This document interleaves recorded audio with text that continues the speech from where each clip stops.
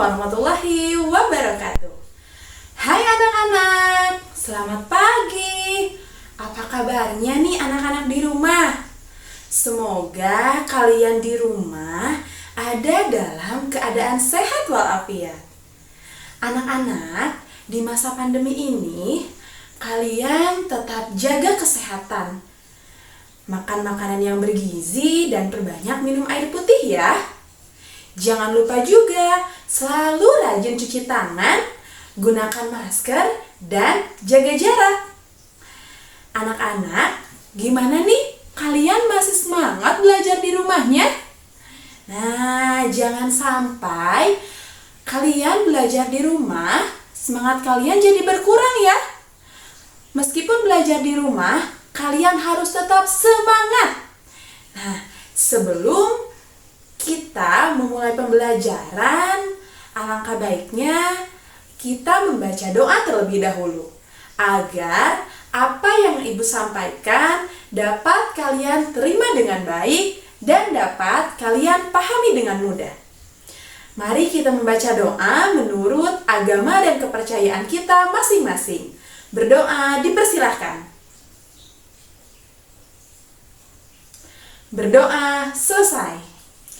Anak-anakku di rumah, agar kita lebih semangat sebelum belajar, kita bernyanyi dulu yuk. Ibu mau mengajak kalian bernyanyi Ruri Abangku. Pada hafal kan lagu Ruri Abangku? Yuk kita mulai nyanyinya. Siap ya? 1, 2, 3. Ruri adalah abangku, rajin dan senang belajar, dengan menyandang tas di bahu, riang menuju sekolah, berhitung, menulis, membaca, tak lupa diulang di rumah.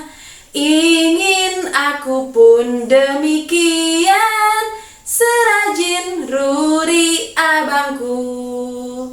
Nah, sudah semangat kan? Lebih semangat lagi kita belajarnya. Nah, anak-anak, sebelum kita mulai pembelajaran, Ibu akan sebutkan dulu tujuan dari pembelajaran kita kali ini. Materi yang akan kita pelajari kali ini adalah tema 3, tugasku sehari-hari, subtema 1, tugasku sehari-hari di rumah, dan pembelajaran 1. Anak-anak, tujuan dari pembelajaran kita kali ini yaitu yang pertama, dengan mengamati denah rumah, siswa dapat menyebutkan isi teks yang berkaitan dengan lingkungan geografis rumah. Yang kedua, dengan mengamati gambar dan penjelasan guru, siswa dapat menyebutkan berbagai pecahan uang, membandingkan pecahan uang, dan mengurutkan pecahan uang secara cermat. Yang ketiga, dengan mengamati gambar, siswa dapat memahami panjang pendek bunyi, kuat lemah bunyi pada lagu dengan cermat. Dan siswa dapat menyuarakan panjang pendek bunyi dan kuat lemah bunyi pada lagu secara percaya diri. Anak-anak, kita mulai pembelajaran yuk. Sebelum kita mulai pembelajaran, sudah disiapkan kan alat tulisnya? Nah, nanti kalian bisa mencatat informasi apa yang Ibu sampaikan ya. Anak-anak di rumah, ada yang tahu denah tidak? Atau kalian pernah melihat denah? Nah, apa ya Bu? Denah itu? Denah adalah gambar yang menunjukkan suatu lokasi atau suatu tempat. Nah, tujuan dibuatnya denah adalah untuk mempermudah seseorang menemukan lokasi. Biasanya di mana ya kalian sering melihat denah? Pintar! Denah biasanya sering terdapat di tempat-tempat wisata atau di tempat umum. Dan yang paling sering kalian lihat adalah denah pada sebuah kartu undangan. Denah pada sebuah kartu undangan ditunjukkan untuk mempermudah seseorang menemukan lokasi. Anak-anak di rumah, materi yang akan kita pelajari kali ini adalah menggunakan kosakata tentang letak rumah. Sebelumnya, ada yang tahu tidak apa arti dari kosakata? Ayo, ada yang tahu tidak? Arti dari kosakata adalah kumpulan suatu kata dari bahasa tertentu yang dapat digunakan untuk menyusun kalimat. Nah, untuk materi kita kali ini, biasanya kosakata yang sering digunakan untuk membuat cerita yaitu kosakata di sebelah kanan, di sebelah kiri, dan di depan.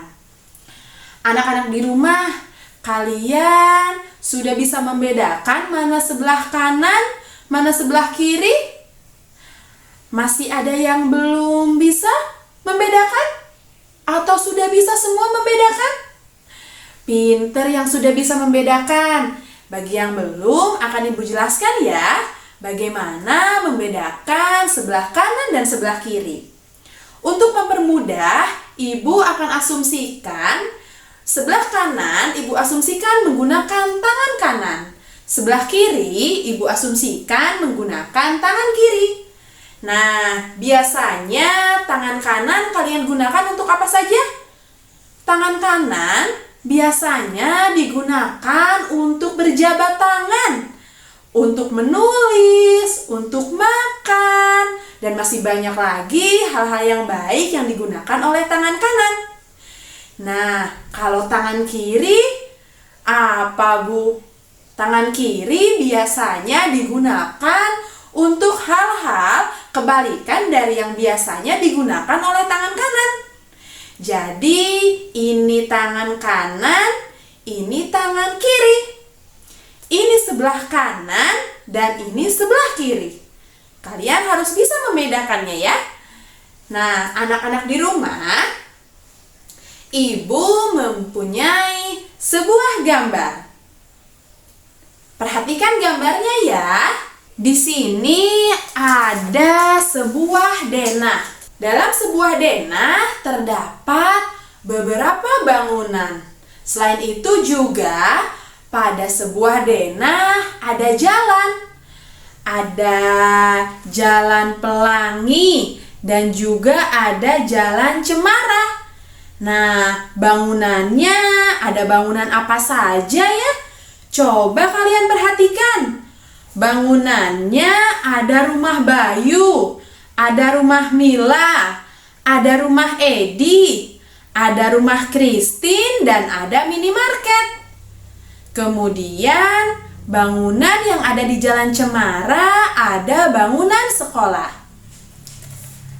Perhatikan anak-anak, Ibu akan membacakan cerita berdasarkan denah yang kalian lihat.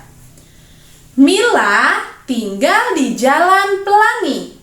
Di sebelah kanan rumah Mila adalah rumah Bayu.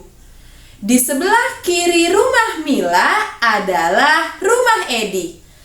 Di depan rumah Mila terdapat minimarket. Nah, anak-anak, tadi kalian sudah lihat kan denahnya dan Ibu sudah membacakan ceritanya.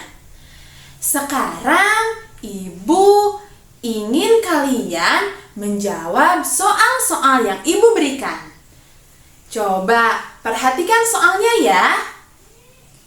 Yang pertama, rumah Mila terletak di jalan apa?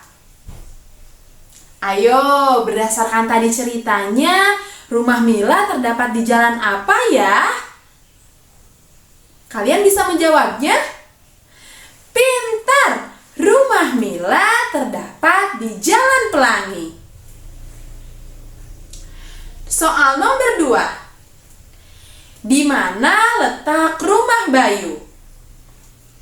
Ayo, ingat-ingat tadi berdasarkan cerita yang Ibu baca. Di mana letak rumah Bayu ya? Rumah Bayu terletak di sebelah kanan rumah Mila.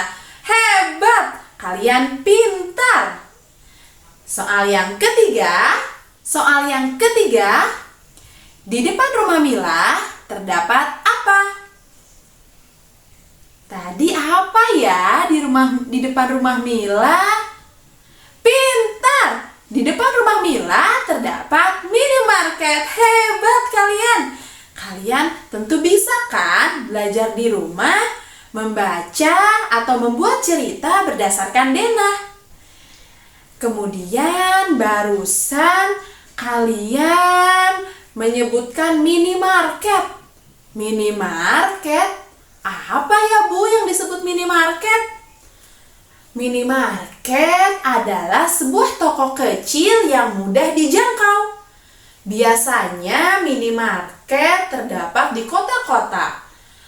Kalian pernah pergi ke minimarket belum? Ada yang belum pernah? Ada yang sering? Nah, apa sekarang bedanya minimarket dengan toko biasa? Ada yang bisa menyebutkan? Apa ya bedanya minimarket dengan toko biasa? Ibu jelaskan ya. Kalau toko biasa, kalian dilayani oleh penjual tokonya. Misalnya, kalian memerlukan sesuatu. Kalian akan dilayani oleh penjual. Nah, kalau di minimarket, kalian memerlukan sesuatu yang kalian cari atau kalian perlukan, kalian tinggal mencarinya, kemudian kalian membawanya ke kasir. Kasir? Apa sih kasir? Biasanya di minimarket ada kasir. Kasir itu adalah tempat untuk membayar. Nah, kalian kalau pergi ke minimarket, setelah kalian mengambil barang yang kalian perlukan, kalian akan membawanya ke kasir. Kemudian di kasir kalian akan membayar. Di kasir terjadi proses pembayaran. Kalian membayar menggunakan apa ya? Ada yang tahu?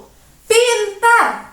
Di kasir kalian membayar menggunakan uang. Atau kalau ibu jelaskan, uang adalah alat untuk membayar. Nah, di Indonesia, uang ada berapa jenis ya? Ada uang apa saja? Hebat! Di Indonesia itu ada 2 jenis. Ada uang kertas dan ada uang logam. Nah, kalau mata uang Indonesia apa? Ada yang tahu tidak mata uang Indonesia? Pintar! Mata uang Indonesia adalah rupiah. Tapi biasanya mata uang Indonesia ditulis Rp. Hanya huruf R dan P saja. Tapi itu dibacanya rupiah ya.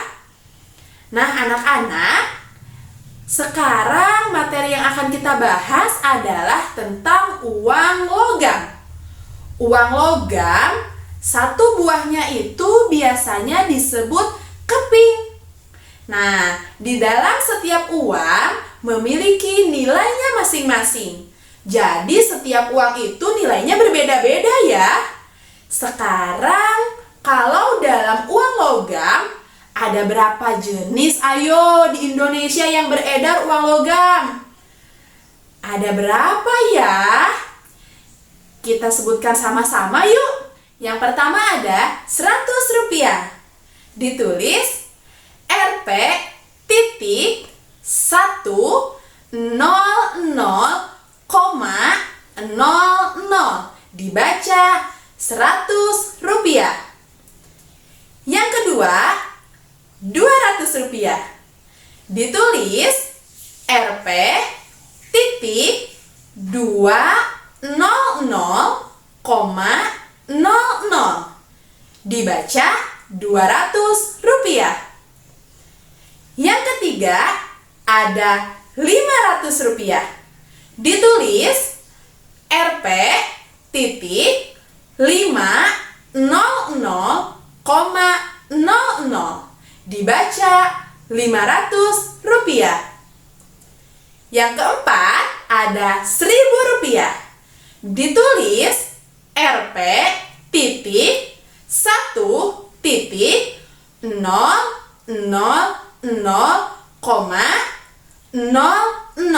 Dibaca Rp1.000. Jadi uang di Indonesia, uang logamnya ada berapa jenis ya? Pintar, ada 4 jenis. Rp100, Rp200, Rp500, dan Rp1.000. Hebat anak-anak. Nah, sekarang Ibu ingin kalian membandingkan. Coba Ibu akan membandingkan. Di sini Ibu punya uang Rp100 dan Rp200. Coba uang Rp100 lebih apa dibanding uang Rp200 ya? Apakah lebih kecil, lebih besar, atau sama dengan? Coba lebih apa ya? Pintar! Ternyata uang 100 itu lebih kecil daripada uang 200. Nah, sekarang satu lagi ya. Ibu punya uang 1000 dan uang 500. Sekarang uang 1000 lebih apa ya dibandingkan uang 500? Ada yang bisa menjawab? Pintar! Lebih besar. Jadi uang 1000 itu lebih besar daripada uang 500. Kalian hebat. Nah, tadi kita sudah belajar menyebutkan uang, kemudian membandingkan uang. Sekarang Ibu ingin kalian mengurutkan uang. Kita urutkan dari yang terkecil ke uang yang terbesar. Coba di sini Ibu punya uang Rp1.000, Rp200, Rp100, dan Rp500. Sekarang tugas kalian di rumah, coba urutkan nominal uang dari yang terkecil ke yang terbesar. Yang mana dulu ayo? Pintar! Yang pertama Rp100. Yang kedua Rp200. Yang ketiga Rp500. Dan yang terakhir Rp1.000. Hebat anak-anak. Kalian bisa mengurutkan mulai dari yang terkecil ke urutan yang terbesar.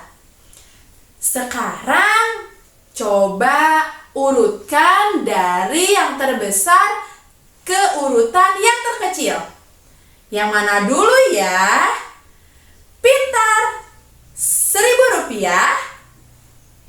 Rp500, Rp200, dan Rp100. Hebat anak-anak. Kalian memang hebat. Kalian sudah pandai menyebutkan, membandingkan, kemudian mengurutkan. Hebat semuanya. Anak-anak, kalau uang logam Ibu jatuhkan ke lantai atau ke atas meja akan menghasilkan apa ya? Coba, ada yang tahu tidak? Akan menghasilkan apa? Pintar! Uang logam yang Ibu jatuhkan ke lantai atau ke atas meja akan menghasilkan bunyi. Nah, di sekitar kita banyak sekali bunyi-bunyi yang dapat kalian temukan. Misalnya, ada suara kentongan, ada suara bunyi drum, dan ada suara tepuk tangan. Nah, masih banyak ya sebetulnya di lingkungan kita itu macam-macam bunyi atau berbagai bunyi yang dihasilkan. Nah, kalau bunyi yang dihasilkan secara berulang akan membentuk pola irama. Irama yang terbentuk dengan hitungan tetap dinamakan birama. Ada birama 2, ada birama 3, dan birama 4. Nah, anak-anak, bunyi biasanya dihasilkan oleh alat musik ritmis. Misalnya, ada drum, ada tamborin, ada marakas, ada rebana, dan masih banyak lagi. Selain itu juga, ada bunyi yang dihasilkan oleh anggota tubuh kita.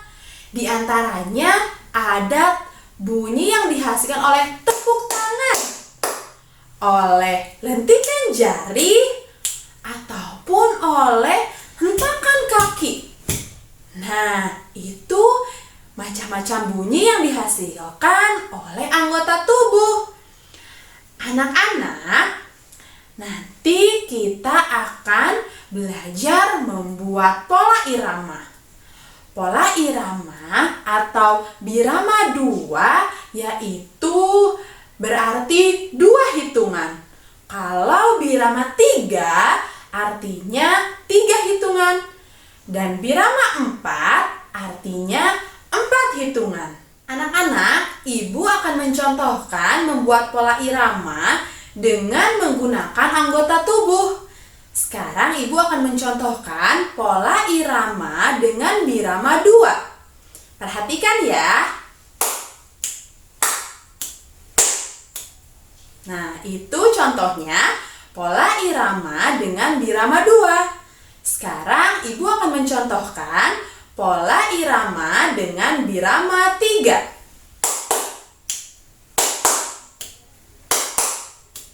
Nah, seperti itu ya anak-anak. Kalian juga dapat melakukan hal tersebut di rumah. Kalian bisa menggunakan media lain, misalkan menggunakan 2 buah sendok yang dipukul-pukul, atau menggunakan meja yang kalian pukul. Bisa ya? Semuanya akan menghasilkan bunyi. Kalian di rumah bisa berlatih membuat pola irama dengan bunyi-bunyi yang lain ya. Anak-anak, alhamdulillah pembelajaran kita telah selesai. Tapi sebelum ibu akhiri pembelajaran kita, ibu akan simpulkan terlebih dahulu apa yang telah kita pelajari dari awal tadi hingga akhir. Yang pertama, kita dapat membuat cerita berdasarkan letak geografis rumah. Yang kedua, kita dapat menyebutkan pecahan uang, membandingkan pecahan uang, dan mengurutkan pecahan uang.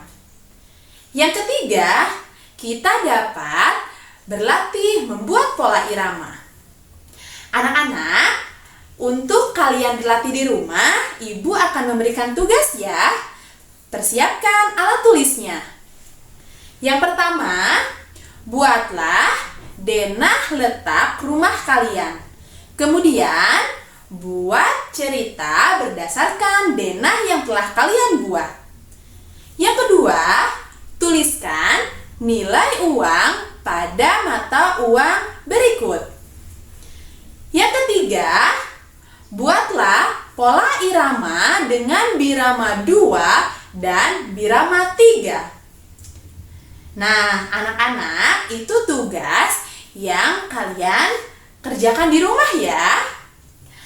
Anak-anak semuanya, semoga apa yang telah ibu sampaikan dapat kalian terima dengan baik ya, dapat kalian pahami dengan mudah, dan dapat bermanfaat bagi kalian semua di rumah.